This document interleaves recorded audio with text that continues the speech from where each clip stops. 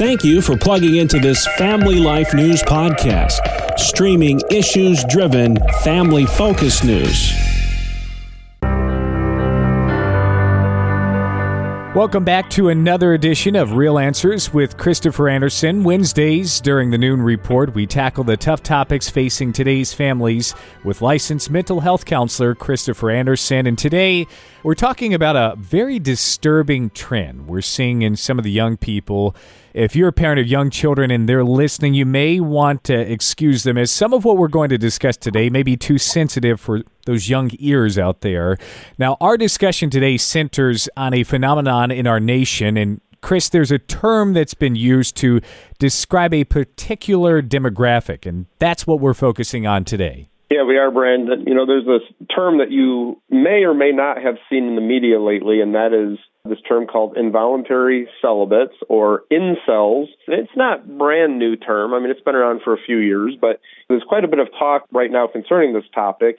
So what is an incel or an involuntary celibate? Well, the term refers to a group of young men and women who find it difficult to relate to someone in a romantic way and ultimately, against their own desires, are being excluded from relationships that contain physical or a sexual component. Now, let me just preface our conversation here, too, in that I am not promoting that young people should be more active and that we should take steps to help these people overcome this involuntary celibacy. I think that it is biblical and, of course, wise to wait until you're married. But the problem is this: our culture has so trivialized sexual activity that it's no longer, outside of biblical believing Christian circles, it's no longer seen as something that is sacred and to be preserved for the marriage relationship. What are those contributing factors, Chris? Interestingly enough, we can start this discussion by looking at the fact that some of these folks that are termed incels, particularly males, are prone to taking their frustrations out against those who are not validating their lifestyle choices.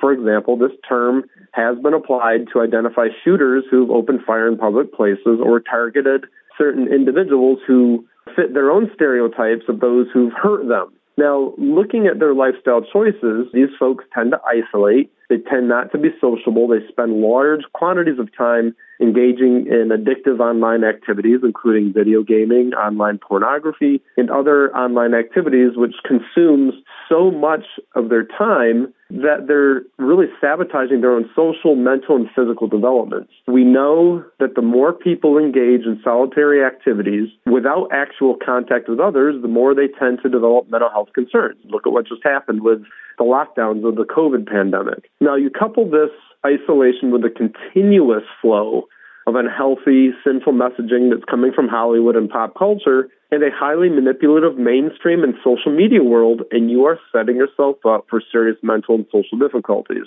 Interestingly enough, there are online communities of these incels who are trying to find support with one another. And unfortunately, this tendency to connect, which is, our need to connect with folks is a God-given need, but the way they're trying to connect with others is actually feeding the problem instead of addressing the problem. So commiserating only serves to drive the frustration and the bitterness deeper. Chris, if parents of a young man or woman are seeing any of these concerning warning signs, what can those parents do?